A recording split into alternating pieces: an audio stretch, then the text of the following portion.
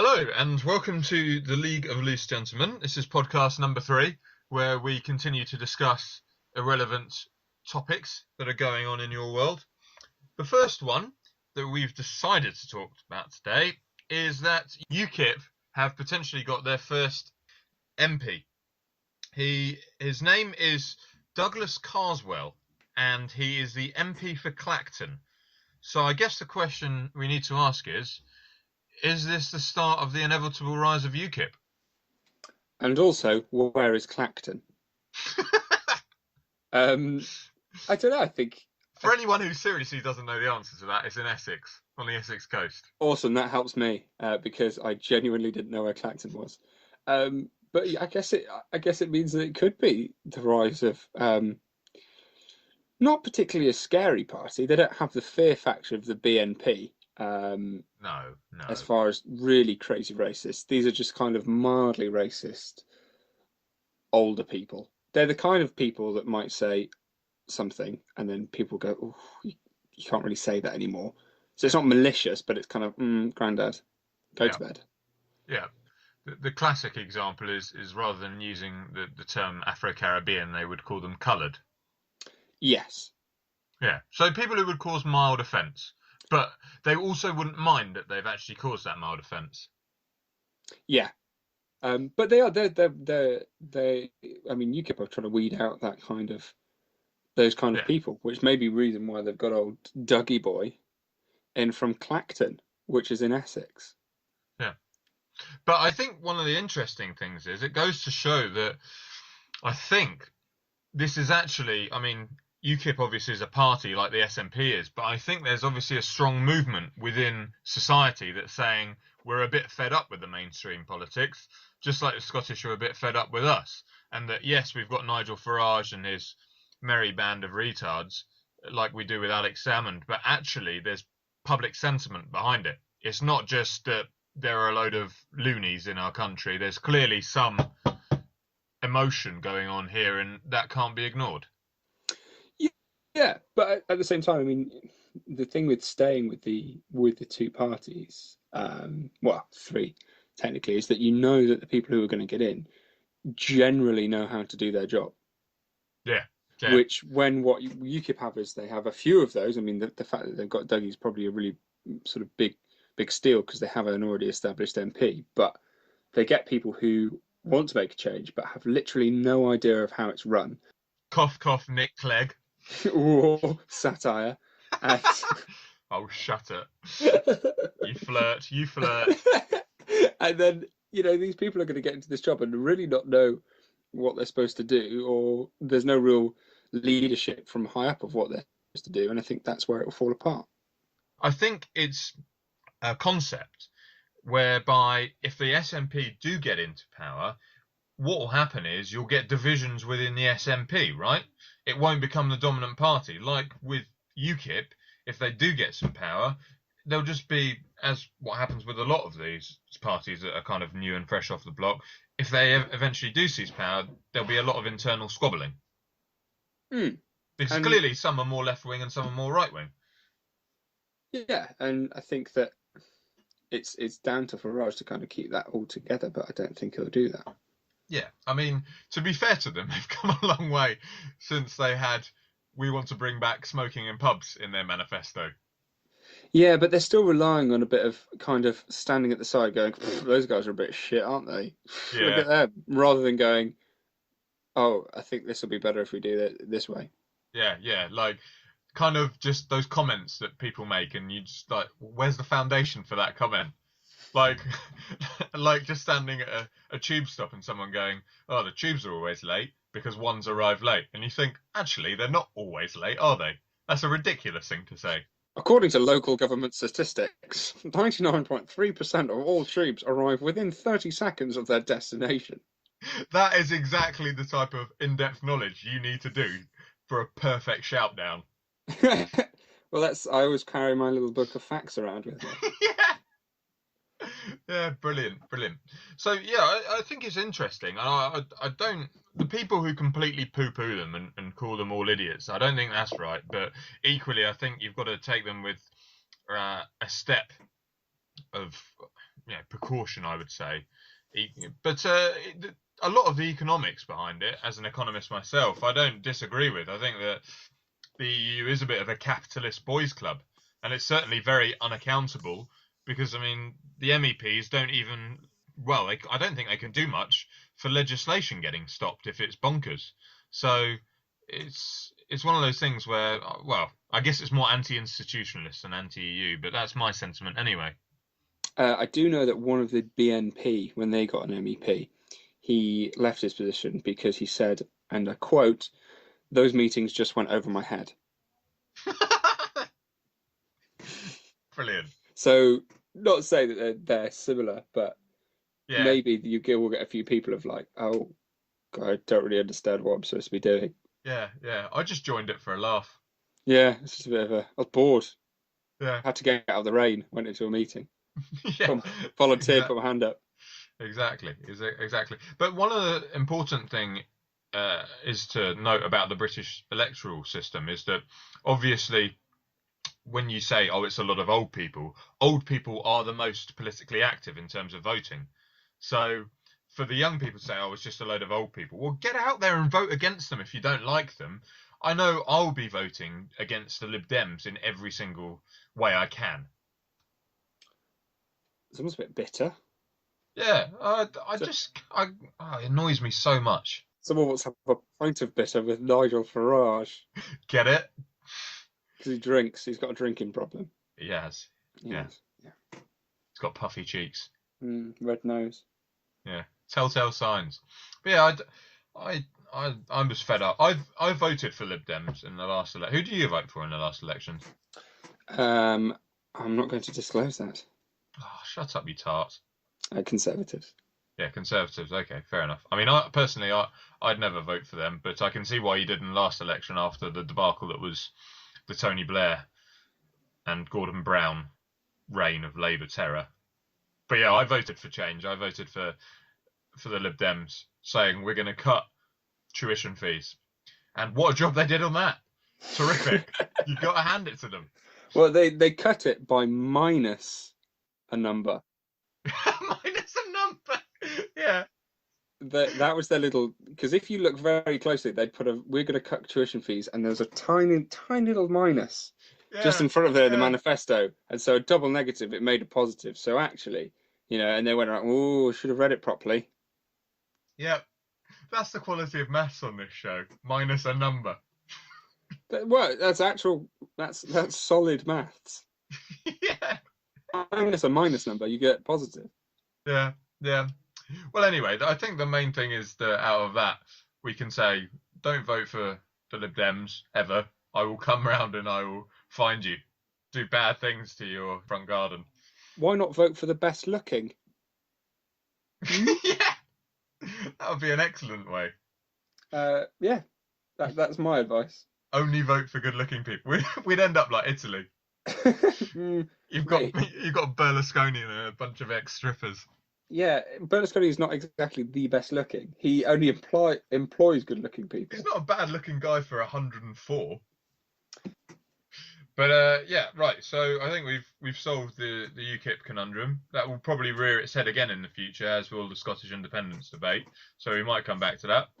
The next one we're talking about is probably one of the more interesting topics, and that is that the NHS are finding it difficult to supply all of the remedy drugs to those people who have addiction for things like heroin, crack cocaine, and so obviously this is causing relapse. There's a very interesting moral question here, as well as an economic one and a societal one. Do you think that people should be given, without question, these remedy drugs? Well, I think the thing what you've got to do is prove that it's an effective way of getting people off the drugs. But an effective way is really what you've got to kind of decide what do you mean by effective.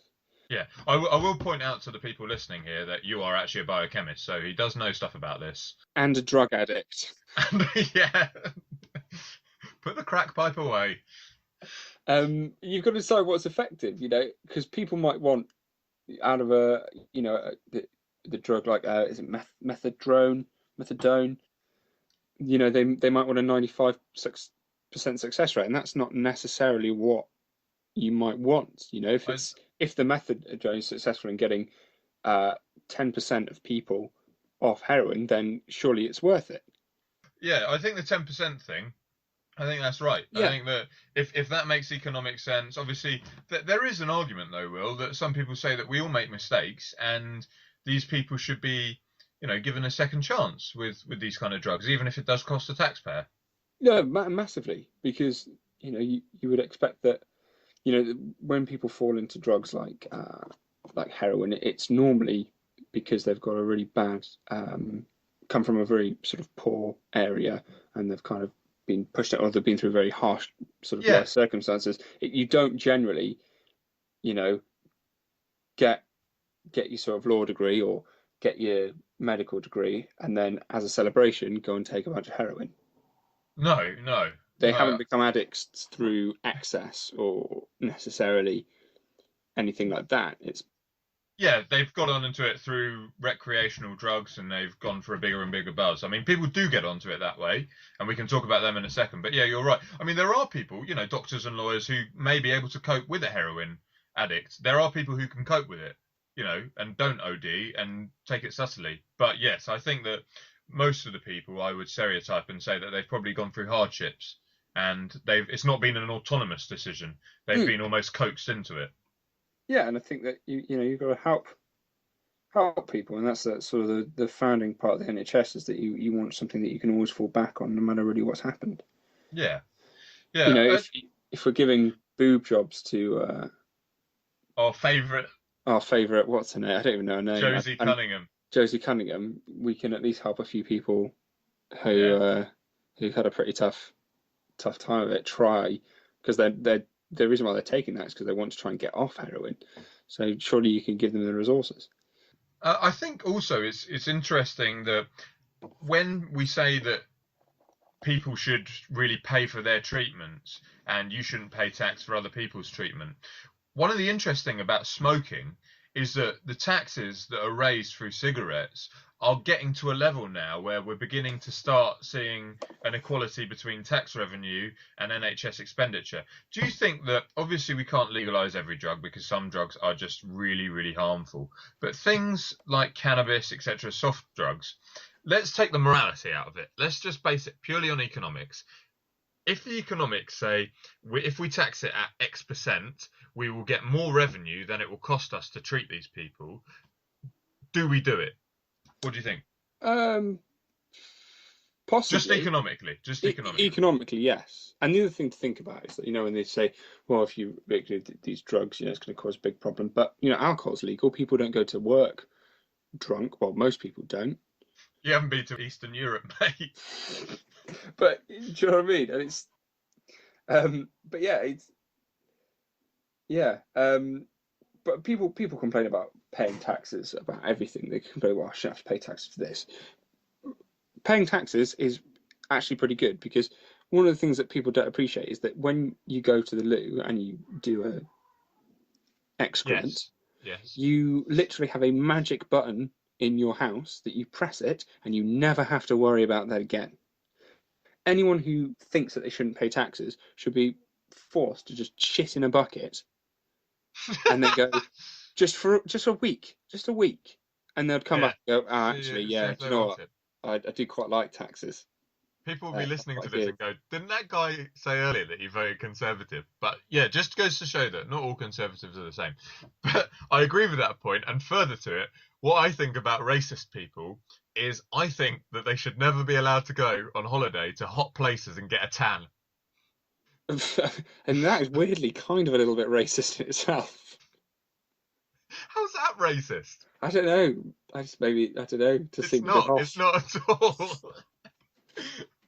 I think if you complain about people, like, I mean, just abusively racist, people who say, all these people with different coloured skins, etc., etc., I think, no, you're going to have to remain pasty for the rest of your life. Yeah, sort of. Let's say yeah. If you hate other people and other countries so much, you have to stay in this one Yeah, yeah. in Clacton. I'm not saying that everyone from Clacton is racist, but I've just found out a new place and I'm enjoying using its name, Clacton. Yeah, yeah. I think people who know Clacton might see that as a bit of a derogatory statement because it is actually the most deprived part of England too. Oh, is it? Yeah, Oh, yeah. Well, Jaywick Sands specifically, but yes. ugh. Yeah. Not not going there anymore. Yeah, yeah. And you tell me off for ribbing the North, and look at you, you snob. Anyway, yeah. So interesting debate. I think that we need to stop talking completely in philosophical terms about drug abuse, and we need to start thinking about the effectiveness. That's what we're trying to say, isn't it? Yeah. That actually the way you measure it isn't on your inklings and what you think should be right. It's what's going to help people. It's a utilitarian branch of thinking, but that's effectively what we're talking about. It's all about volcanoes. We've all seen volcanoes, we all know volcanoes, and we often spend most of our time talking about volcanoes. And this is one of those times. And it's basically about how the Icelandic volcano, their scientists said it's definitely going to erupt and have now changed their mind to it's definitely not going to erupt At the moment. at the moment. Yeah, we were saying earlier, weren't we, before the show, that it's gone from being red, like really crimson red, and now it's gone to kind of like a reddy orange, Mm. like a tangerine. And there's a man on the phone whose job it is entirely is just to go, it hasn't erupted yet. It hasn't erupted yet, but in Icelandic. Yes, which I believe is a dialect of Danish. But anyway, the point is, though, I mean, with all of these things, it's like fire warnings that they have in Australia and places like that. You've got the colour system, but because governments like to overcomplicate things, and when they get something, they make it more and more bureaucratic. You've got so many different colours now. You need a Dulex colour chart to work out which stage you're at. They'll be going, oh, we're a bit of a salmony peach stage at the moment, going up to maybe a magenta. Cherry red, everyone's dead. As the old saying goes. Um, and basically, what I'm going to try and do now, turns out I'm not quick enough, was to make something that rhymed with lava, but it turns out lava, all I could think of is the word palaver. Uh, and then I'm just, When it's spewing lava, oh, what a palaver. no, because it would have to be a colour.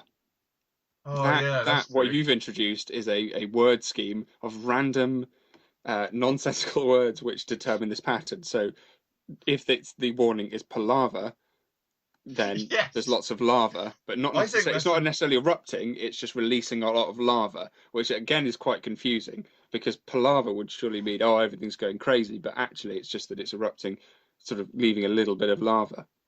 yeah. Table, But I think that's the it's beginning to next. erupt. No, it's got a rhyme. Um, Italy's corrupt. It's about to erupt. Yeah. Um what about oh, Nigel Farage, he seems like a good bloke. It's bellowing smoke. Yeah, you're still trying to get your underhand political message through, aren't you? Yes. Yeah. Yeah. You and the Icelandics. Yeah, what are we like? Iceland, the only country in the EU which has completely banned pornography. Again, this is I think you seem to be the man of the fact book. Yeah, I am. I'm that guy. You know how you were saying earlier about tubes being 99.3% on time? I'm the guy who's memorized all the facts. I've obviously spent too much time reading Wikipedia before I go to bed. But to be fair to the Icelandics, I would rather the warning signal they go, oh, sorry, actually, it's not as bad as we thought, rather than go, yeah, we said it was orange. Yeah, about that.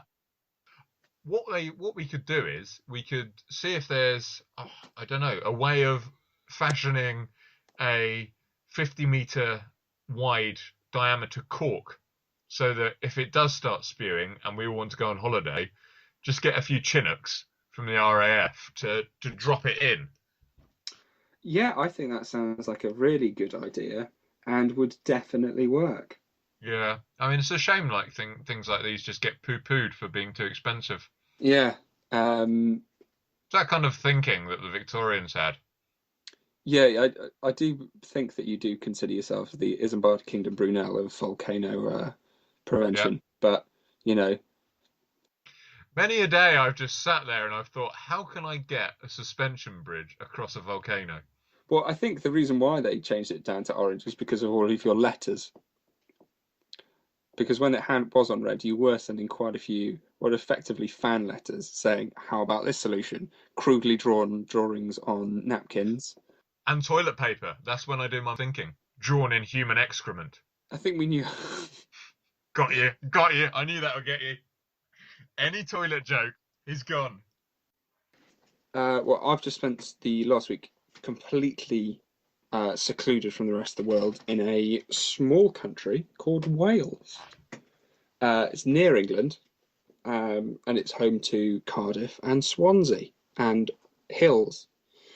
Anyway, I made what I consider to be a mortal enemy on this little jaunt to Wales. Was it So, a really small child again? um, you just wait. Did they call you cockeyed? You just wait. I'll wait. So, I was walking along the beach, pretty happy with myself. It was a Okay. small child, wasn't it? Now, it was a small child, but wait. Knew it. Listen. Okay. Now, I'll have to make this prefix just before. I was looking normal. Okay. No, Bear you that in weren't. mind. You never look normal. No, I do. Okay. For No, you the don't. purpose of this story, it's very important that Any I did. listeners? Any listeners? This he doesn't look normal Right. ever. Let me But finish. okay, as normal as you could look. Okay.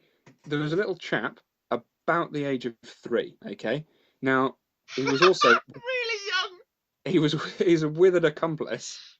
Okay. Who, in some ways, as you'll find out later in the story, I have a little bit more bitterness towards, and he was about 7 or 8. So generally, Oh, I would say they had a cumulative age of no more than 10.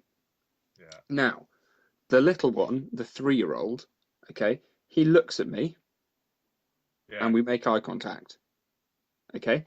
Now he raises his little shitty chubby hand and he points at me and he whispers something to who I assume is his brother, not his kidnapper, because young Yeah. kidnapper. I think Okay. it's safe to assume that. Go on. And I don't know what he said. All right. But then, okay, that's fine, because there's nothing too bad about that. It's what his brother said next, which is why I'm a little bit more annoyed at his brother. His brother looks at me with a quizzical look on his face, then looks back to his little brother and says this: "Don't say mean things about people like that. They can't help it." See, you don't Now, look normal. You don't. right, no, I didn't hear what the 3-year-old said, which, and being a 25-year-old man, I wasn't prepared to interrogate a 3-year-old in public in Wales. Shake him about a bit. What did you say? Now, fair enough, a 3-year-old laugh. 3-year-olds laugh at anything. A 3-year-old laugh at a hat, right? I wasn't wearing a hat, but a 3-year-old laugh at a hat. What his brother said, so not only did the 3-year-old notice it, but his brother, who's got slightly more cognitive ability, also noticed it, and then also thought I had a problem. Yeah. Yeah, so Yeah, but you do. You do. You're 6'2" and you have size 7 feet. he wasn't laughing at that. He was pointing towards my face. They point inwards. Uh, He was pointing at your face. He wasn't even pointing at the funniest bit about you. Brilliant. No, that's a good story. Good story. I like that. Has anything interesting happened to me this week? No, because I live with my mum and I'm self-employed.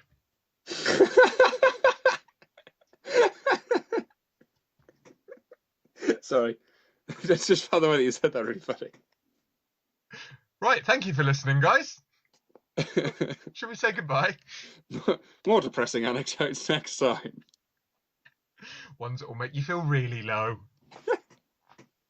Goodbye.